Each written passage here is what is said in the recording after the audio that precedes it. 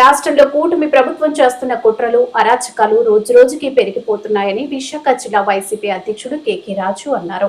విశాఖలో ఆయన ఆదివారం మాట్లాడుతూ లేని లిక్కర్ స్కామ్ ను తీసుకువచ్చి ఎంపీ మిథున్ రెడ్డిని అక్రమంగా అరెస్టు చేశారని అన్నారు.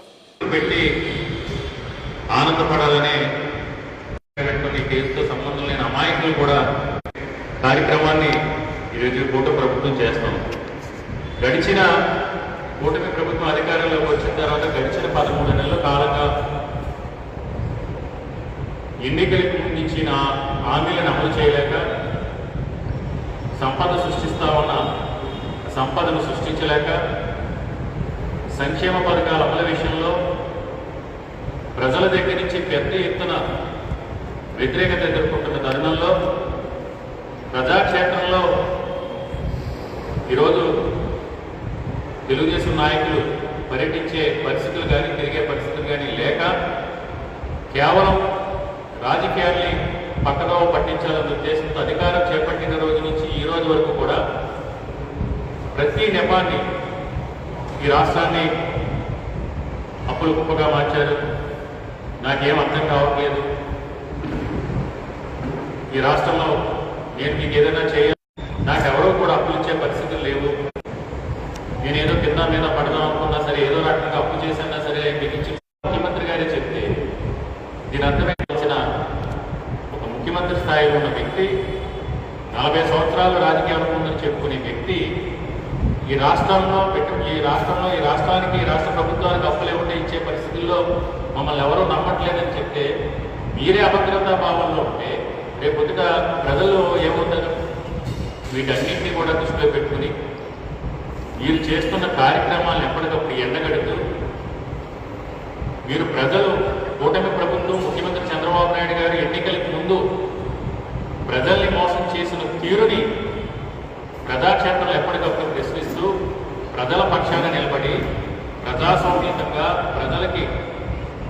ప్రజలకు రావాల్సిన సంక్షేమ పథకాల అమలు విషయంలో కానీ, అప్పుల విషయంలో కానీ, నిధుల విషయంలో కానీ వైఎస్ఆర్ కాంగ్రెస్ పార్టీ చేస్తున్న పోరాటాన్ని చూసి ఓర్వలేక ఈరోజు రకరకాల స్కాముల్ని తీసుకొచ్చి ఆ స్కామ్లు వైఎస్ఆర్ కాంగ్రెస్ పార్టీ ప్రభుత్వం పైన, వైఎస్ఆర్ కాంగ్రెస్ పార్టీ నాయకులపై పెట్టే ప్రయత్నం చేస్తారు. ముఖ్యంగా లేని లిక్కర్ స్కామ్ సృష్టించి మొదట్లో ఎవరో లిక్కర్ స్కామ్లో కొంతమందిని అరెస్ట్ చేసిన తర్వాత ఎల్లో మీడియాకి సంబంధించిన కొన్ని పత్రికల్లో ఏదో ఎవరైతే సిట్ అధికారులు ఉన్నారో సిట్ అధికారులే మాట్లాడినట్టు. జనరల్గా ఎక్కడైనా ఏదైనా ఎంక్వైరీ జరిగితే కోర్టు నియమ నిబంధనలు ఉంటాయి. ఒక కేసుకి సంబంధించి ఒక కేసు ట్రయల్ ఉన్నప్పుడు లేదా ఒక కేసు విచారణ ఉన్నప్పుడు దాన్ని కోర్టు అనుమతితోనే ఆ సమాచారాన్ని మనం బయట ప్రస్తావించాల్సి ఉంటుంది. కానీ ఎల్లో మీడియాలో పుంకాలుగా కథనాలు రాసి 50,000 కోట్లని, 80,000 కోట్లని, 30,000 కోట్లని, 20,000 కోట్లని, తర్వాత 10,000 కోట్లని, ఈరోజు 3,000 కోట్లకి వచ్చింది. 80,000 కోట్లు ఎక్కడ, 3,000 కోట్లు. దీని ఎవరైనా ఇప్పటి వరకు కూడా ఎవరైతే లిక్కర్ స్కామ్కి సంబంధించి స్పెషల్ ఇన్వెస్టిగేషన్ టీమ్ ఏదైతే ఉందో ఆ టీంలో సభ్యులు ఎవరైనా ఎక్కడైనా పత్రికాముఖంగా కానీ ఎక్కడైనా నిర్మించి ఎక్కడైనా ప్రస్తావించారా? దీనికి ఇప్పటి వరకు ఎక్కడైనా అరెస్ట్ చేసిన వ్యక్తుల దగ్గర కానీ లేకపోతే వారి వెనుకున్న వ్యక్తుల దగ్గర కానీ మీరు ఎవరైతే కొంతమంది అధికారులను పట్టుకుని అధికారులు బెదిరించి నయ్యానో భయానో అధికారుల చేత తప్పుడు స్టేట్మెంట్ ఇప్పించారని ఏ విధంగా అయితే మీరు మీ పత్రికల్లో రాస్తున్నారో కొన్ని అధికారుల దగ్గర కానీ మీరు ఎవరి దగ్గరైనా ఇప్పటి వరకు ఎలాంటి సాక్ష్యాలైనా మీకు కొన్ని ఎక్కడైనా నగదు రూపంలో కానీ ఏదైతే మీకు కట్టలుగా బుట్టలుగా నగదు దోచుకున్నారని చెప్తున్న నగదు ఇప్పటి వరకు ఎక్కడైనా సరే దాఖలాలు ఏమైనా ఉన్నాయా? ఏమీ లేదు.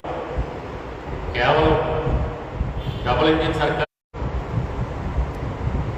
సంక్షేమ పథకాలు సూపర్ హామీలన్నీ ఇచ్చినా సరే వైఎస్ఆర్ కాంగ్రెస్ పార్టీ మీద, జగన్మోహన్ రెడ్డి గారి మీద, ఈ రాష్ట్ర పరిస్థితుల మీద 14 లక్షల కోట్ల అప్పులు ఉన్నాయని దుష్ప్రచారం చేసినా సరే వైఎస్ఆర్ కాంగ్రెస్ పార్టీకి 40% ఓట్ షేర్ వచ్చింది.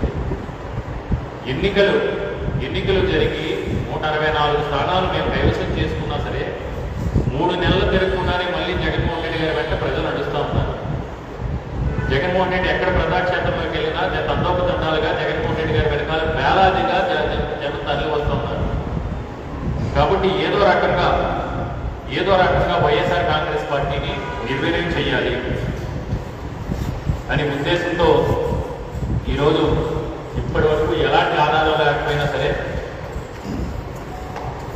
ఈ జగన్మోహన్ రెడ్డి గారి వెంటనే గత ప్రభుత్వంలో వైఎస్ఆర్ కాంగ్రెస్ పార్టీలో ఉన్న కొంతమంది పెద్దలు ఇబ్బంది పెట్టే ప్రయత్నం చేస్తున్నారు. ముందుగా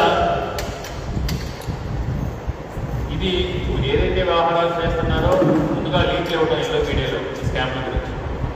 కానీ ఇది ఖచ్చితంగా ఏదైతే సమాచారం బయటకు వస్తున్నాయో సోషల్ మీడియాలో కావచ్చు, ఎల్లో మీడియాలో కావచ్చు, ఈరోజు ఏదైతే కథనాలు వస్తున్నాయో ఇవన్నీ జరుగుతున్న ట్రయల్స్ కాదు, కేవలం ఇవన్నీ కూడా ఎల్లో మీడియా ట్రయల్స్. దాన్ని నిజం చేసే ప్రయత్నం చేయటం, కుట్రలు కుతంత్రాలతో ఈరోజు కక్షపూర్త రాజకీయాలు చేయటం ఈ కూటమి ప్రభుత్వానికి అలవాటైంది.